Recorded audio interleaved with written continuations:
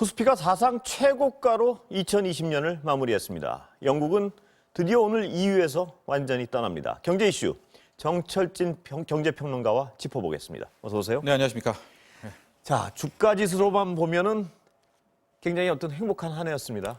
올해는. 그렇습니다. 정리 좀 해주시죠. 예, 코스피 연중으로만 보면은 네. 30%, 40% 가까이 상승한 채로 끝났고요. 3월에 급락하지 않았습니까? 예. 장중에 1,400대까지 떨어졌는데 그때 기준으로 한다면 거의 90% 이상, 예. 100%가 상승한 그런 한 해였다.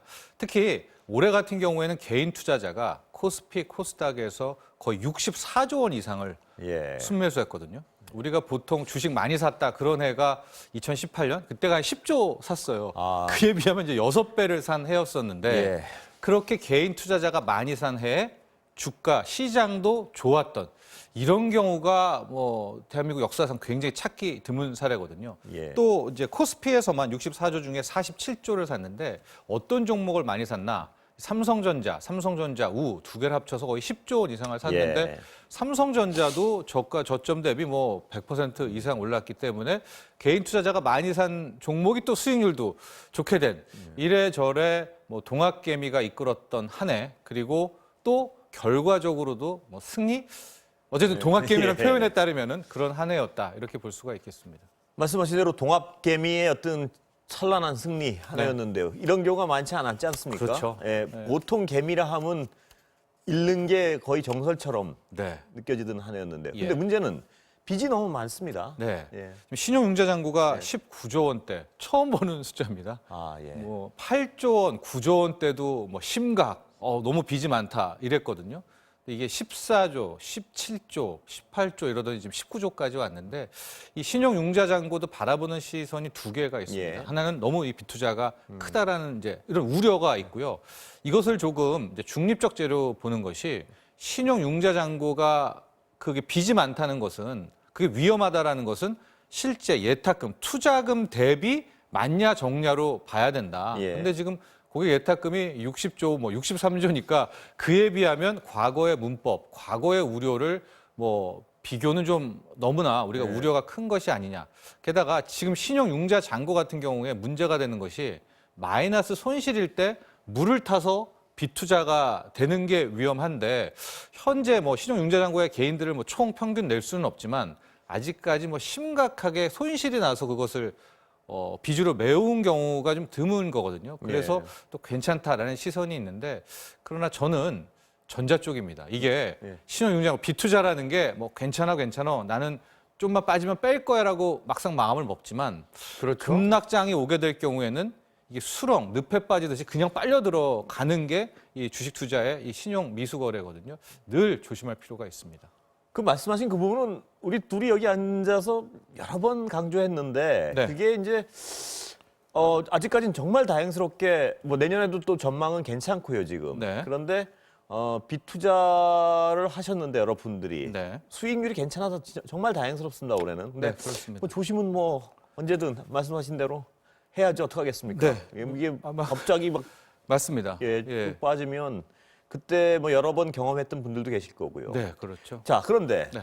그런 어떤 조심은 해야겠지만 내년 전망은 장밋빛 전망이 다수입니다. 네, 아직도. 그렇습니다. 뭐 당장 3,000 위로 부른 증권사들이 많이 있습니다. 3,200에도 굉장히 많은 증권사가 포진하고 있고요. 3,500 이상도 바라보는 또 그런 국내 증권사뿐만이 아니라 외국계 증권사도 있습니다. 근데 지금이 거의 2,870선이니까 3,000 자체가 또 어려운 건 아닙니다. 그냥 예. 뭐 2%, 3% 올라버리면은 연초예요. 그냥 3,000을 가게 되는 것인데 그래도 이런 긍정적인 낙관 속에서도 뭐 조심스러워야 되는 뭐 주의해야 될 그 이슈들을 몇 가지를 좀 꼽고 예. 있습니다. 실은 낙관하는 핵심적인 이유가 유동성 공급이거든요. 이 실물 경제가 이렇게 나빠도 주가가 오르는 이유 뭐 여러분들 더 잘 아시겠지만은 뭐 금리 절대 예. 뭐 안 올릴 거다. 인플레가 뭐 명확하게 나올 때까지 예. 또 계속해서 중앙은행도 돈 풀고요. 망하는 회사에 채권까지 사주면서 회사 안 망하게 하고 뭐 기존의 뭐 소상공인들 미국도 마찬가지입니다. 외국도 뭐 원리금 이런 거 다 연체를 안 하기 위해서 다 빚을 이월시켜주면서 연체율이 지금 뚝 떨어졌어요. 미국 예. 같은 경우는. 근데 그게 이제 실제는 아니죠. 근데 그런 방식으로 맺어왔고 아마도 상당수 투자자와 낙관론자들은 이게 내년 한 해도 계속된다. 유동성 공급이 왜 끊기겠느냐. 갑자기 경제가 좋아지지 않는데 이런 시선들이 있는데요.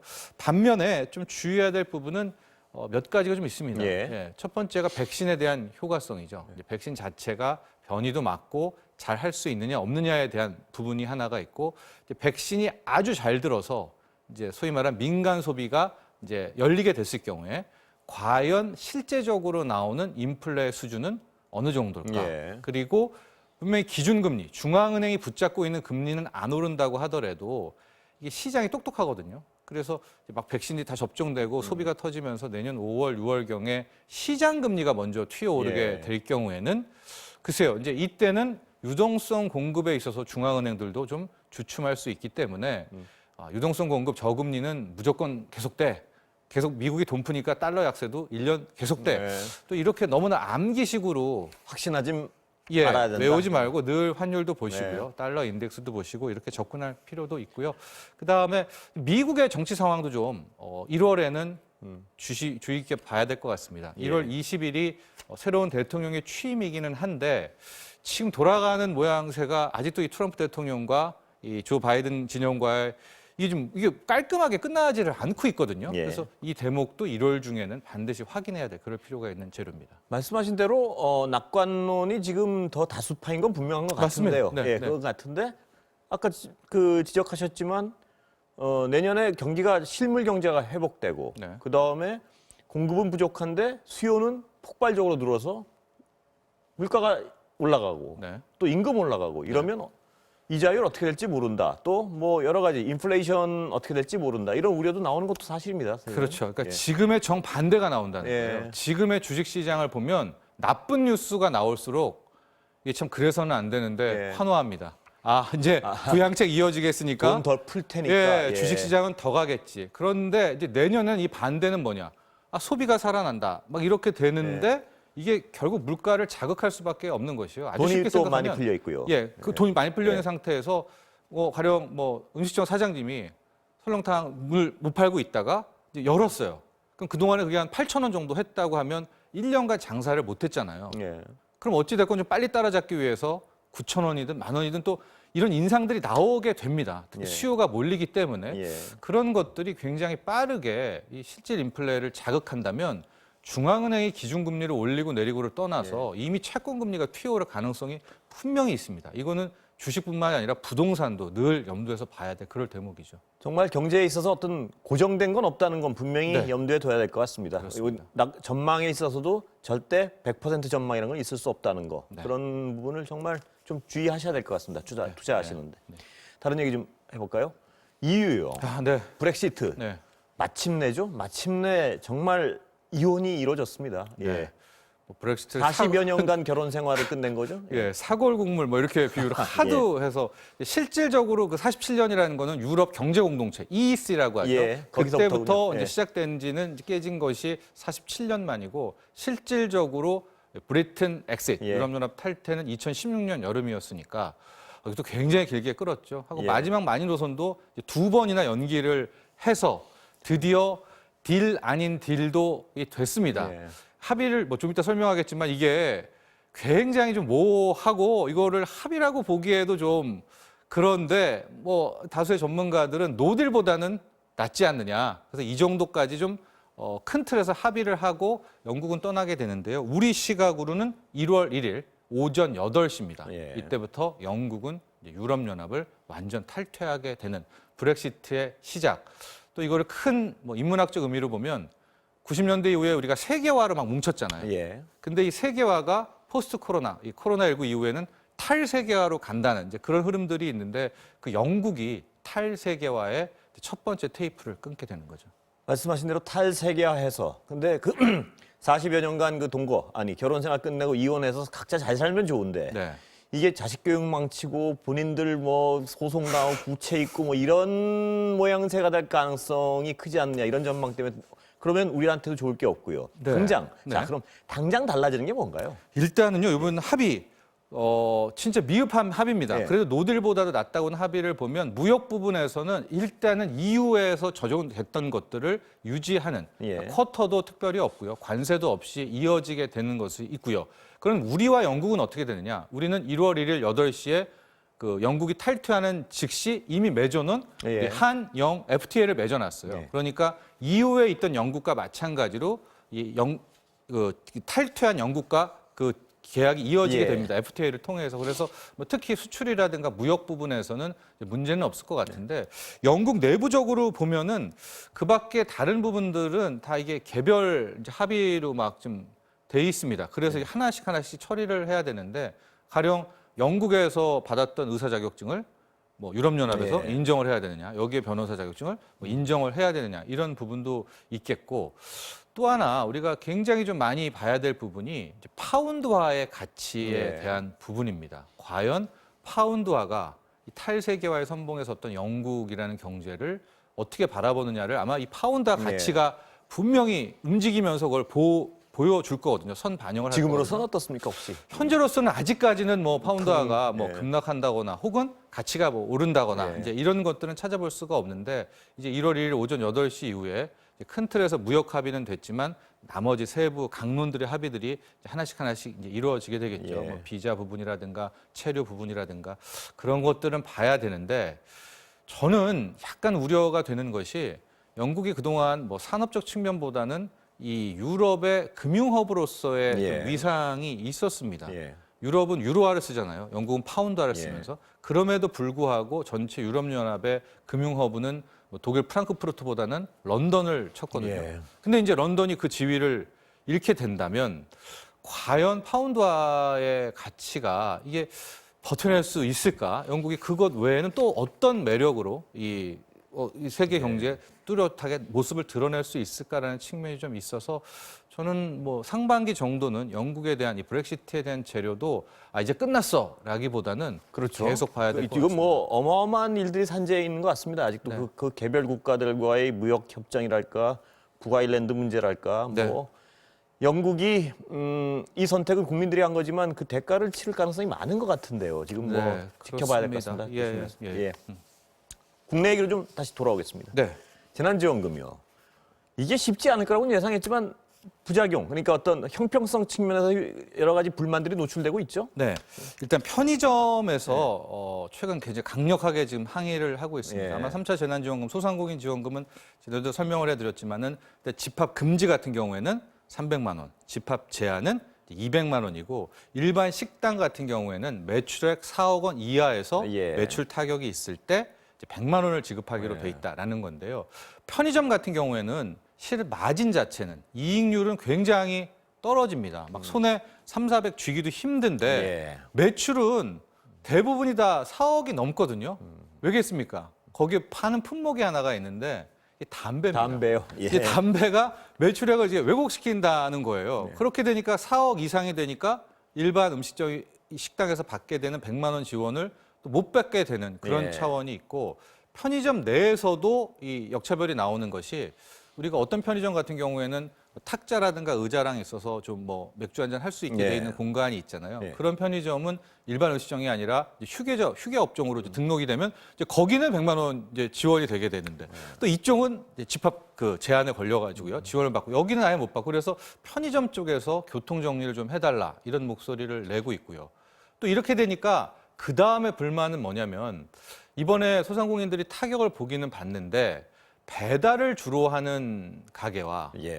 그러니까 막 작은 도시락을 만든다든가 치킨이라든가 이런 곳과 진짜 막 테이블 한 10개 이상 되고 좀 고용도 많이 하는 잠시 네? 지금 속보 들어와 있는데요. 문재인 대통령이 비서실장에 유영민 민정수석에 신현수 임명했다는 속보 들어와 있습니다. 그동안 어떤 언론 보도를 통해서 예상되던 인사 그대로 된 것 같습니다. 예.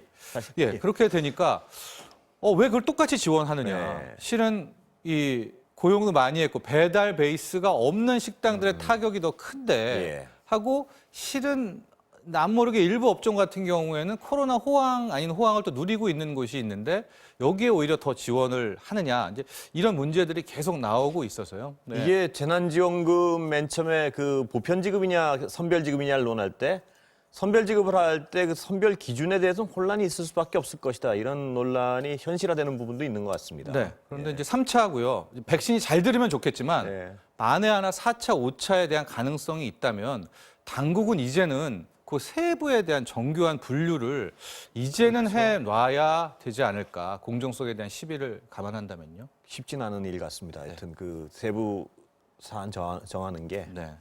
네, 이게 어떤 불만이 없을 수 없는 상황이 자꾸 계속되는 것 같습니다. 보니까 예, 그 재벌 네. 쪽 얘기 좀 해볼까요? 네. 이재용 부회장 네. 9년 어제 상황 좀 전해주시죠. 네, 징역 9년을 구형을 했습니다. 당초 때보다는 이제 조금 낮춰서 예. 구형을 하게 됐었고요. 바로 이제 이재용 회장에 좀 나왔었죠. 예. 이제 울먹이는 눈물의 목소리로 이제 잘못은 했지만 이제 준법위를 통해 가지고 거듭나는 삼성을 만들겠다. 그리고 이제 아버지보다 낫다라는 이제 예. 승업을 하는 이제 표현도 예. 썼고요. 결과적으로 1월 28일입니다. 내년 1월이죠. 선고 말씀이시죠? 선고가 나오게 될 것 같습니다. 일단은 삼성 측에서는 이제 준법위가 있으니까 준법위가 앞으로 계속 감시하고 달라진 삼성을 보이겠다. 이렇게 이야기를 하고 있는데 과연 재판부가 그 사안들 또는 그런 결심들 거기에 제안을 또 이 준법을 또 어떻게 또 받아들일 것인가가 앞으로 선고에 하나의 징표가 예. 될 수 있겠고 이게 또 박근혜 전 대통령의 뇌물 혐의와 또 연관이 예. 되어 있기 때문에 어쨌든 이것은 대법원의 판결이 마지막에 1월 18일 나와 봐야 예. 확인이 될 수 있을 것 근데 요번으로 끝나는 게 아니라 그 경영권 승계 관련해 가지고 재판이 계속 남아 있단 말입니다. 네, 삼성바이오로직스. 예, 네. 오너 리스크는 계속되는 같습니다. 상황인 것 같은데. 예, 삼성바이오로직은 아직 뭐 1심도 안 됐기 예. 때문에 이게 끝나면 이제 그 다음이 남아 있는데 그래도 이것이 끝나게 될 경우에는 뭐 삼성 측에서는 어쨌거나 확실성에 대한 문제는 있지만 예. 이것은 뭐 누구도 알 수가 없는 부분이죠. 1월 18일 봐야 될 것 같아요. 예, 이 문제는 이따 변호사 나오시면 다시 한번 예, 다뤄보고요. 네. 마지막으로 시간은 다 됐는데 물컵 갑질 네. 경영 일선에 복귀했습니다. 조현민 전문가요? 네, 작년에 이제 한진칼 전무로 예. 왔었는데 이번에 보면은 좀 의아했던 게 한진의 부사장으로 승진을 합니다. 예. 근데 이제 채권단에서 산업은행이 이제 지원을 해주면서요. 이 그 대한항공에서 아시아나 인구 지원을 해주면서 이제 갑질했던 조현민 씨들은 앞으로 항공에서 손대면 안 된다라고 했잖아요. 예. 근데 이제 오늘 부사장으로 승진을 하면서 그 이유가 손 뗐다. 이제는 항공이 아니라 한진으로 갔으니까. 근데 네. 이렇게 눈 가리고 아웅해도 되는 건가요? 이 발표를 잘 모르겠습니다. 저도 이것은 예, 자체적으로 정무 감각이 굉장히 한진이 떨어진다라고 정말 보는 이렇게까지 것이죠. 눈 가리고 아웅을 예를 들면 사죄를 한 것도 아니고 이 정도의 글쎄요. 맞습니다. 왜냐하면 특히 지금 오히려 정부 채권단이 조원태 회장의 경영권을 보호해 주는 것이 아니냐라는 지금 의혹도 많이 글쎄 있고요. 말입니다. 예, 그런 지적들이 이런 있는 사이에 상황에서 사실상 승진을 시켜가지고 네. 자리를 그리고 올린다는 또 이 게 한진이 완전히 뭐 항공이랑 별도냐 이 물류 차원에 또 엮여 있습니다. 예. 그렇다면은 지금 국민들도 코로나19로 지금 굉장히 심리도 안 좋아 있는 와중에서 이렇게 해놓고선 이제 항공은 안 다루니까 이것은 채권단과의 약속 지켰다. 이런 인사는 조금 실망스럽지 않나. 눈을 가리고 아웅한 게 아니라 눈도 안 가리고 그냥 거의 말을 뒤집은 형국인데요, 보니까. 그렇죠. 눈을 뜨고 있는 거죠. 예, 네. 오늘 여기까지 듣겠습니다. 네. 감사합니다.